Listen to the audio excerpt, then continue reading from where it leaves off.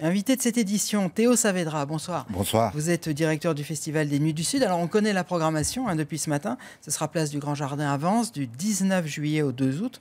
Beaucoup de polémiques sur le lieu du festival, on en a beaucoup parlé, beaucoup de querelles politiques. Vous ne voulez pas faire de politique. Une première question quand même, dans tout ça, comment garder la tête froide?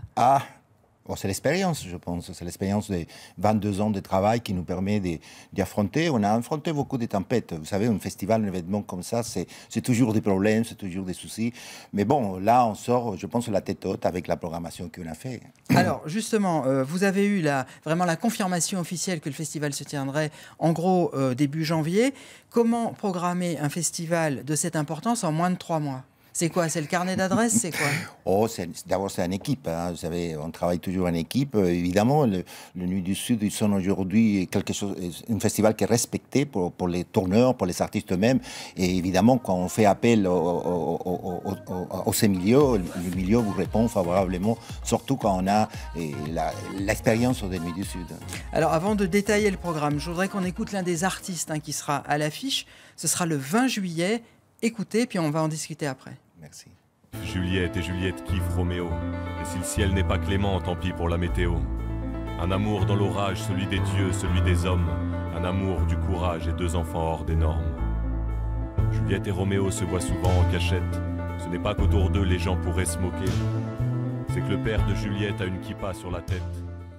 Alors, vous allez nous dire qui c'est, et surtout, vous allez nous expliquer pourquoi, puisque le concert avait été interrompu il y a 3 ans, dans des conditions dramatiques, et vous vouliez faire revenir cet artiste. Oui, c'est Grand Corps Malade, qui est pas seulement un grand corps, un grand homme.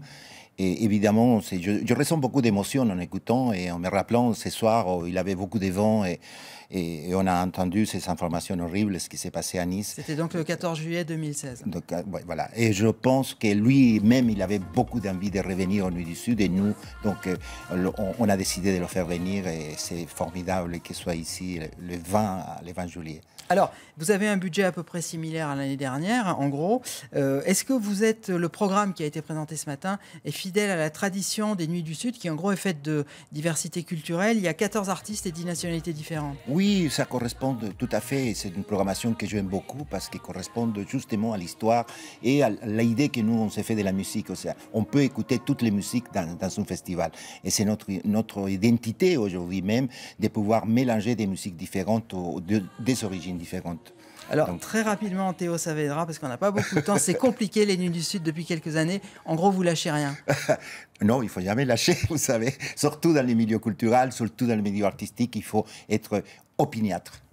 Merci beaucoup d'avoir accepté notre invitation. Et donc, le programme en détail, puisqu'on n'a pas pu parler de tout, vous le retrouvez sur notre site internet paca.france3.fr.